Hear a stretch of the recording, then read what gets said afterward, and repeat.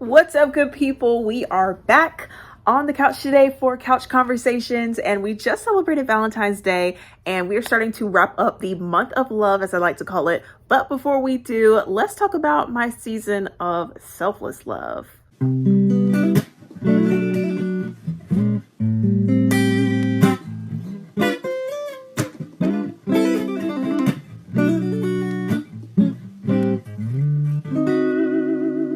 Okay, guys, so we just celebrated Valentine's Day 2 weeks ago today on the dot. And if you missed my Valentine's edition of Weekend Recap, it should be in the most recent vlogs. It is the most recent Weekend Recap episode. It was absolutely beautiful this Valentine's Day 2025. I originally planned for it to be super low-key. Usually I get gifts and I go all out, and I love to do that. And if you've watched any previous Valentine's Weekend Recap episode from previous years, you know that is just me for sure. Valentine's Day has always been a day of celebration and celebrating the chance to love others, be loved by others, and just the love of God. And at first I told myself that I wasn't going to be buying anything for anybody this year. It was just going to be, a gift exchange with my parents and I, because we've always done that. We always do that. And that's just, something we do on the regular every single year, every single time without question.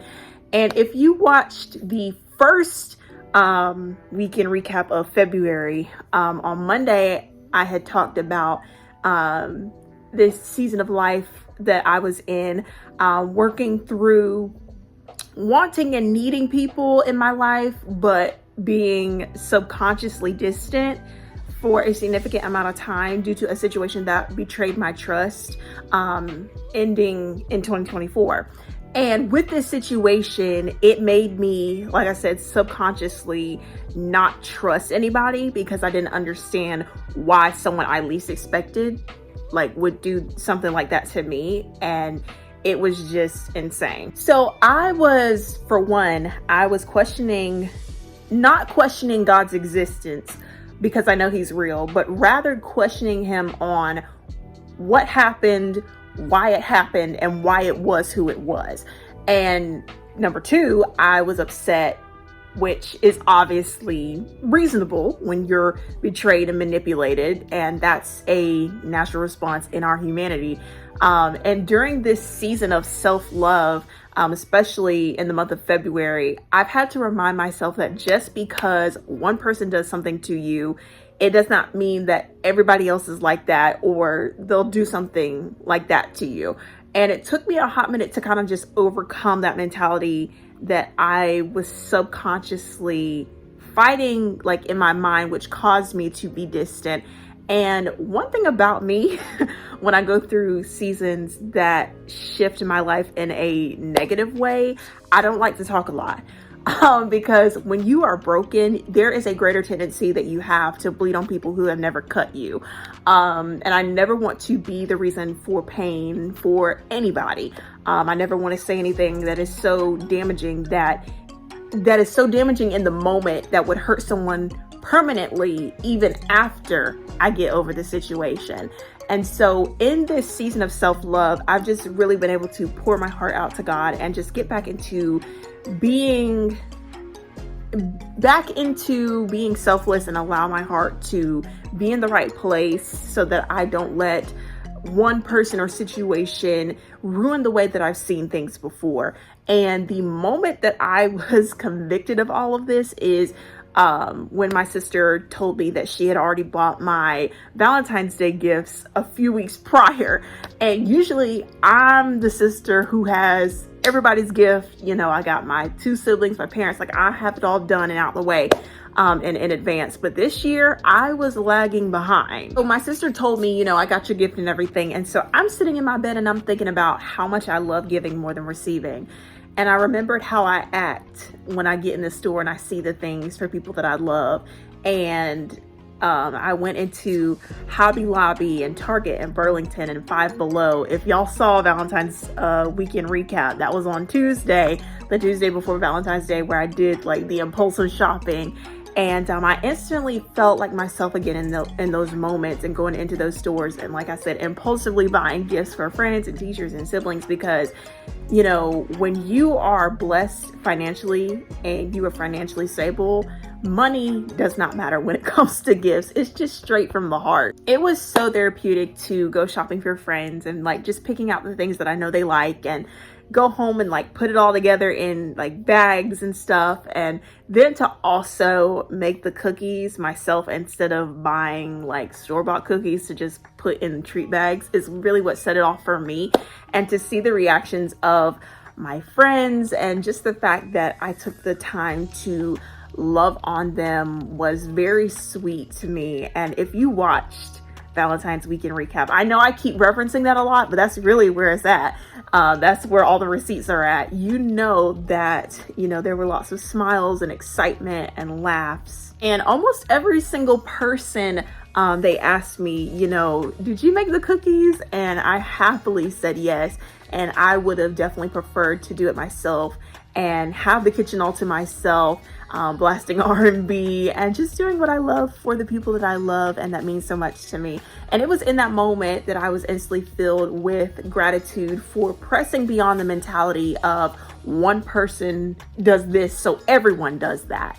And I don't think I would have had a more enjoyable Valentine's Day if I didn't take the time to put those gifts together. Y'all don't understand, like, I have so much fun giving. I am such a giver. I have so much to be grateful for. I'm surrounded by so much love by family and friends, and most importantly, God, of course. God's love is everything to me, and to experience God's love is without a doubt like the most amazing thing ever. And I want to be as much of an extension of that love that I possibly can be.